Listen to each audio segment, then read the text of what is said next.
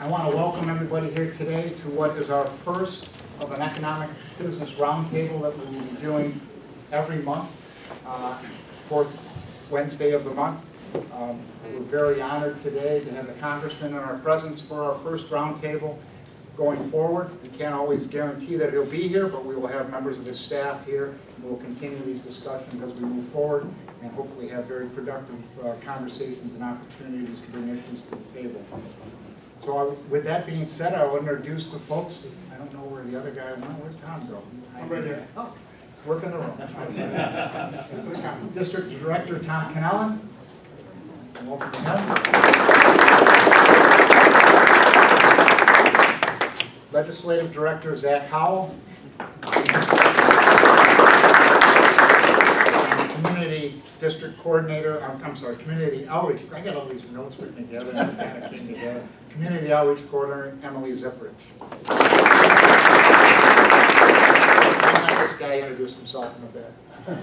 So again, the Greater Oswego-Fulton Chamber of Commerce is honored to host today's event, the first of our monthly business roundtables. Our purpose of this roundtable is to bring our community, our businesses together to share their ideas, issues, and have dialogue with Congressman Katko and his staff. The best way to address the needs of our community is to communicate, look for guidance, and answers, and then take action that can lead to results. We have dedicated people in our community who have great ideas and great energy. Today is the beginning and opportunity to build and strengthen our efforts to move forward. The Congressman's enthusiasm and commitment to this region has been very encouraging and brought a great deal of excitement about the possibilities that are ahead of us. So with that being said, it's my honor, my privilege, as the host of today's meeting, Greater Oswego-Fulton Chamber of Commerce, to introduce Congressman Katko, the representative of the 24th District of the United States Congress.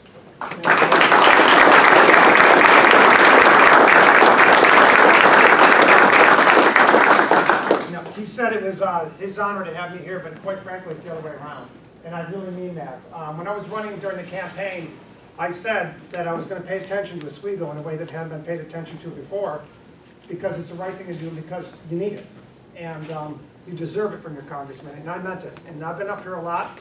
I've been up here so much, I even know all of Zelko's idiosyncrasies. Including walking in, we're late for a meeting, and my staff, who hadn't been up here before, Zach's from Washington, he's riding around in some 77,000-pound truck somewhere and driving it. I'm like, what the hell's going on here? So we're paying attention up here, and it's important, and I want you guys to understand that. Now let me just make sure you understand the role of each of my staff here, because oftentimes when I'm in Washington, you're going to be talking to them and relying on them, and I want you to not only get to know them, I want you to work with them as much as you can. Tom is my district director, and Tom and I go way back, because Tom ran the Syracuse Gang Task Force for over a decade, and he was the lead investigator, and I was the only prosecutor that's ever had. So we know each other very well, and so it was a very natural for him to come along with me. He's very talented. He has an MPA from Marist College. He's been an officer for 27 years. He's perfect for this job, and Tom is a great center fielder, so if you need things, you call him. Next to him is Emily, who just finished an Ironman real full triathlon a couple weeks ago up in Lake Placid, which included 2.5 mile swim. How many mile bike ride? 112 mile bike ride, and then a marathon, 26 miles. So if I did that, I'd be in the hospital. But, I did 100 mile bike rides in the past, but not that. Emily came to us from Syracuse Law School, and she is going to be like a point person for Oswego. Her job is to get to know Oswego inside and out, get to know all of you as well as you can, as she can. And so between Tom and her, we're going to get the right coverage up here. I have a staff member assigned to each county to make sure that they're the point person. Emily's doing a great job already, and we're going to talk about some of the things we're working on. And Zach is our legislative director from Washington. Zach is a terrific young talent. We're blessed to have him. So he's the one who helps us track the legislation, prioritize the legislation, understand the legislation, and when you have problems, what we're going to go after. He also helps us with a lot of things like what to do with the fort over here, which we'll talk about. And that's why we're excited for him to go take a look at that. He took a tour of the port, like I said earlier today, and he got Zelko for the first time, so he's all excited about that. So let me talk about, for a few minutes, about some of the things on a macro and a micro level that we've been working on. But I want to kind of, before I do that, talk a little bit about my view of Oswego, okay? The dreaded P word is what I see. I see Oswego, potential, okay? Yes, you're down. Yes, you had a gigantic tax increase in the last year. Was it last year or the year before? Was it last year? I'm sorry, we're not Yeah, recording and this. that's, you Okay. can't keep having Why? this.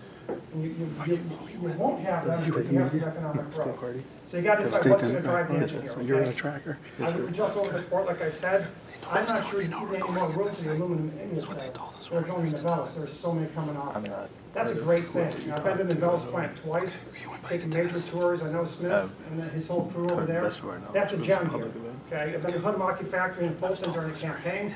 My staff is gonna be going there soon to take a tour and get to know those folks, make sure they're sticking around and that they're doing well. That's a great company. And one of the things I learned from Hutamaki is that they sometimes have a hard time filling some of their positions. They do because that company is what our manufacturers need to be here.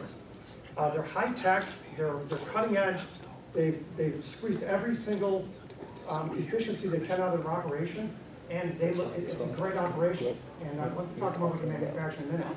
But so sometimes they have guys, one guy doing the job that 4 people used to do. A lot of it's because it's automated. But that means that people, they gotta know what the heck they're doing in there. It's a lot more than just physical labor, it's technical labor. So vocational stuff is important. Getting people trained up, even if they don't go to college, to run these things and understand, do the diagnostics on machines, making sure they're running right and everything. That's important.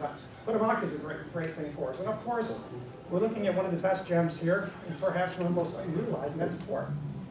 Okay, this is the first deep water port in the entire Great Lakes.